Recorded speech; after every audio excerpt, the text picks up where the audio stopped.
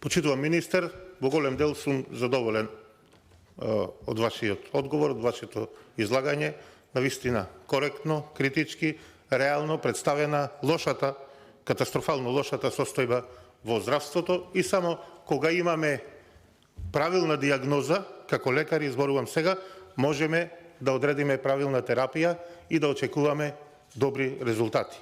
Во иднина, верувајте, ќе имате поддршката како министер, ние како пратеници, ако пристапите тука со добри законски решенија и во интерес на пациентите, на граѓаните, заеднички помогниме преку како законодавен дом со изработка на добри закони да видат бенефит сите граѓани на Република Македонија. Ја имам уште едно прашање. Во вашиот претходник, министерот Беким Сали, пред анкетната комисија, го цитирам, го кажа следното. Кога побарав и добив оставка од директорот Нино Васев и започнав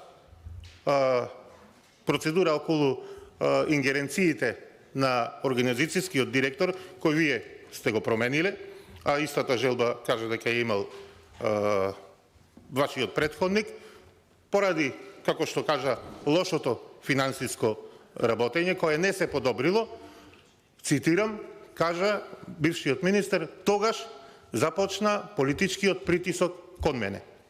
Почитуван министер, дали после обелодувањето на скандалот на онкологија, дали вие имате некаков политички притисок од некого и дали вашиот претходник ве запозна при предавањето околу оваа состојба? Благодарам.